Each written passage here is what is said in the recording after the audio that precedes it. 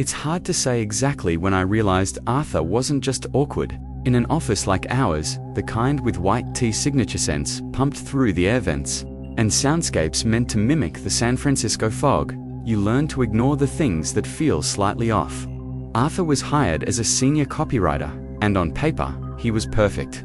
He was polite, he hit every deadline, and his work was completely indistinguishable from the brand voice. And that was the problem. It was too indistinguishable.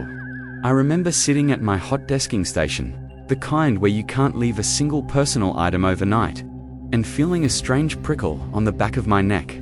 I looked up, and Arthur was standing at the edge of my cubicle. He wasn't looking at me. He was looking at my coffee mug. It was a cheap thing, a gift from my sister with a chipped handle. He just stood there, staring at it for a full 3 minutes. I timed it on my task clock. When I finally asked if he needed something, he smiled. It was the kind of smile that didn't reach his eyes are literal. Violation of human norms where the muscles move, but the soul stays behind glass. I like your phrasing in the quarterly report, he said. His voice had the exact same lilt as mine, an echo that felt like he was playing a recording of me back to myself. Then, things started disappearing. It was small at first. A black gel pen, a single blue sticky note. Then, things that felt more intimate. I kept a spare hair tie on my monitor stand. It vanished.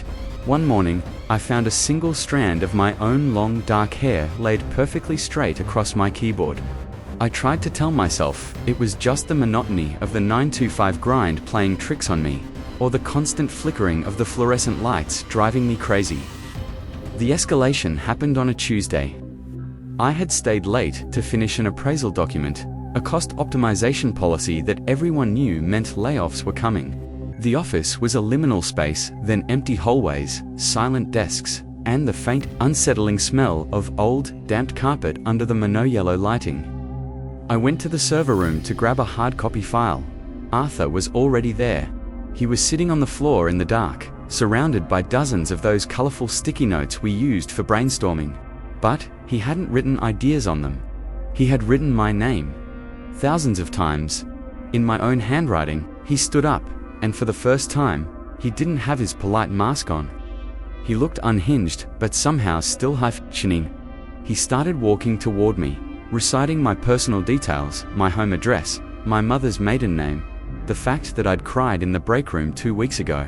He had been digitally spying, accessing my confidential files. He cornered me against the server rack. I could hear the hum of electricity and my own frantic heartbeat pounding in my ears. He reached out, not to hurt me, but to touch my hair. "I'm practicing," he whispered. "I'm almost there. The only reason I'm here to tell this story is because the building's automated fire suppression system had a malfunction. A neglected pipe in the ceiling burst. A torrent of freezing water slammed into the server rack between us, triggering a short circuit and a deafening alarm. In the chaos and the sudden blackout, I bolted for the emergency exit.